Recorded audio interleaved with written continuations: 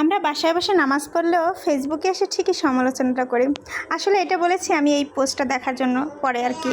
এই লোকটাকে নিয়ে মানুষ সমালোচনা করতে পারে আমি ভাবতে পারি না। এখানে লেখা ছিল ফাজলামে একটা লিমিট থাকা দরকার। সে নিজেই চলতে পারে না, সে যদি পানিতে পড়ে যায় তাকে উদ্ধার করবে কে? নাটক আর নাটক। এইখানে যতগুলো কমেন্টস আসছে অধিকাংশ কমেন্টস ছিল বাজে কমেন্টস, মানে তাকে নেগেটিভ কমেন্টস, যেমন ঢাকঢোল পিটানোর কি আছে বা ভাইরাল হওয়ার নাটক। তারপর আরেকজন ভালো কমেন্টস করেছে, ও 2 লাখ টাকা দিয়েছে ওরা নিয়ে হাসাহাসি। ঠিক বলেছেন ভাইয়া, ও 2 লাখ টাকা 2টা হাত না থাকা সত্ত্বেও দিতে পারছে। আর বিশ্বাস করেন আমার না ওর কাছাকাছি টাকা দান করারও সমর্থ নয় 2টা হাত থাকা সত্ত্বেও।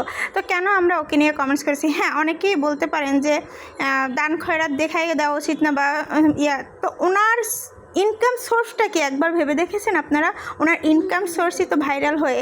ওনার মতো মানুষরা না রাস্তাঘাটে অনেক মানুষ দেখবেন ভিক্ষা করে, তো উনি অনেকে হয়তো আশা করেন ওনার ভিক্ষা করা উচিত ছিল, কারণ উনি যেভাবে টাকা ইনকাম করে এবং সে শুনেছে একটা এতিমখানা চালায়, অনেক মানুষের সহযোগিতা করে।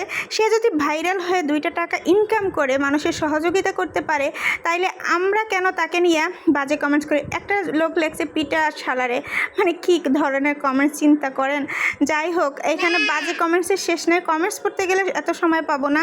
যাই হোক, আপনারা না মানুষের নিয়ে বাজে করার কথা বলা বন্ধ করুন। আমি এইটাই শুধু আপনাদের কাছে রিকোয়েস্ট করব। আমরা যদি ভালো কিছু না বলতে পারি তাহলে চুপ থাকি, কিন্তু খারাপ কেন বলবো?